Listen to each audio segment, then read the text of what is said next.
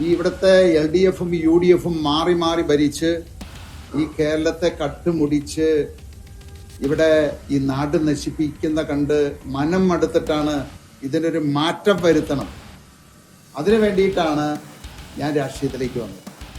ഞാൻ പറഞ്ഞു, ഞങ്ങളെ സംബന്ധിച്ച് വളരെ ആലോചിച്ച് എടുത്തൊരു തീരുമാനമാണ്.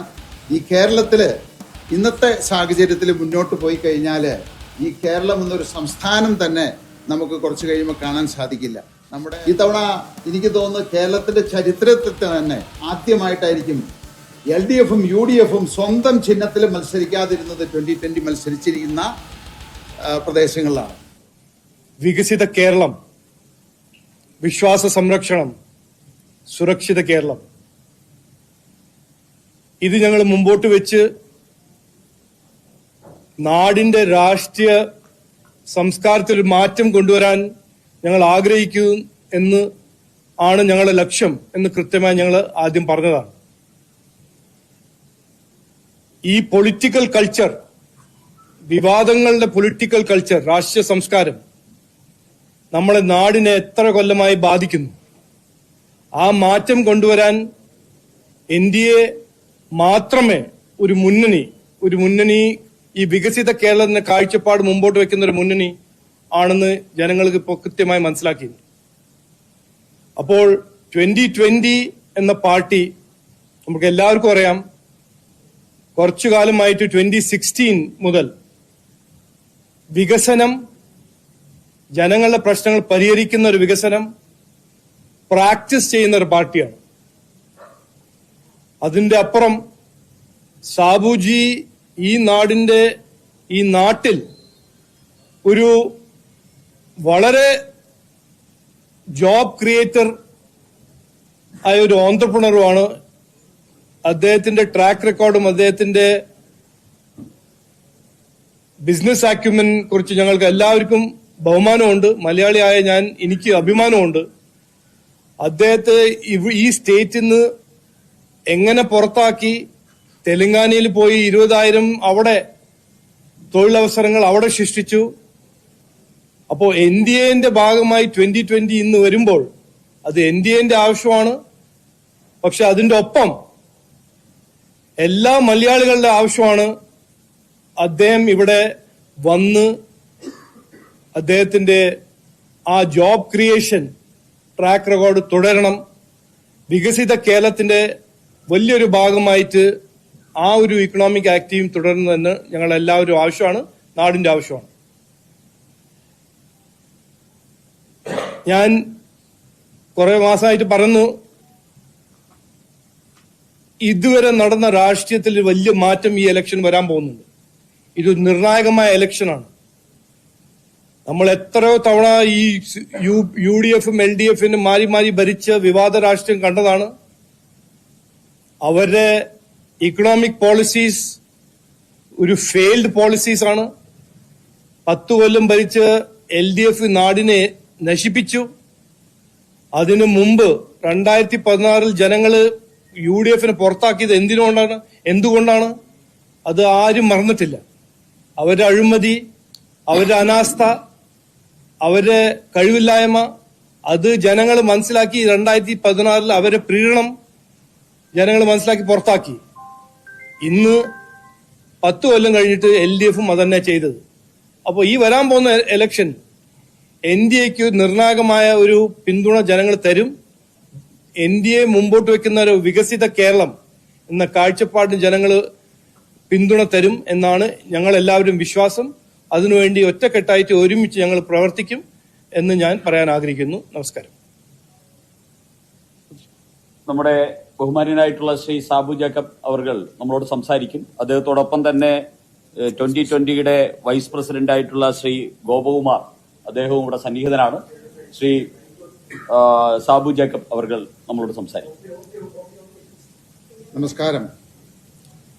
ഞാൻ ആദ്യമായിട്ടാണ് തിരുവനന്തപുരത്ത്, കാരണം എറണാകുളത്തുള്ള മാധ്യമങ്ങളെ എല്ലാവരെയും എനിക്ക് നേരിട്ട് പരിചയമുണ്ട്. ആദ്യമായിട്ടാണ് തിരുവനന്തപുരത്തേക്ക് വരുന്നത്. അതും ഇങ്ങനെയുള്ളൊരു എൻ്റെ ജീവിതത്തിൽ അല്ലെങ്കിൽ 2020 പാർട്ടിയെ സംബന്ധിച്ച് ഏറ്റവും നിർണായകരമായ ഒരു തീരുമാനമായിരുന്നു. ഞങ്ങൾ ഒരുപാട് ആലോചിച്ച് എടുത്തൊരു തീരുമാനമാണ്. കാരണം ഞാനൊരു രാഷ്ട്രീയക്കാരനല്ല, ഞാനൊരു വ്യവസായിയാണ്. രാഷ്ട്രീയത്തിലേക്ക് വരാനായിട്ടുണ്ടായ സാഹചര്യം തന്നെ ഈ ഇവിടുത്തെ LDFും UDFും മാറി മാറി ഭരിച്ച് ഈ കേരളത്തെ കട്ടുമുടിച്ച് ഇവിടെ ഈ നാട് നശിപ്പിക്കുന്ന കണ്ട് മനം മടുത്തിട്ടാണ് ഇതിനൊരു മാറ്റം വരുത്തണം. അതിനു വേണ്ടിയിട്ടാണ് ഞാൻ രാഷ്ട്രീയത്തിലേക്ക് വന്നത്. അങ്ങനെയാണ് ഞങ്ങൾ 2020 എന്ന ഒരു പാർട്ടി ഉണ്ടാക്കിയതും കഴിഞ്ഞ 14 വർഷക്കാലമായിട്ട് ഞങ്ങളുടെ പാർട്ടി ഒഫീഷ്യലായിട്ട് രജിസ്റ്റർ ചെയ്തത് 10 വർഷമേ ആയിട്ടുള്ളൂ. പക്ഷെ 14 വർഷമായിട്ട് ഞങ്ങൾ കേരളത്തിന്റെ വികസനത്തിന് വേണ്ടിയിട്ട്, ജനങ്ങളുടെ ക്ഷേമത്തിന് വേണ്ടിയിട്ട് ഒട്ടനവധി മാതൃകാപരമായ കാര്യങ്ങൾ ഞങ്ങൾ നടപ്പിലാക്കി.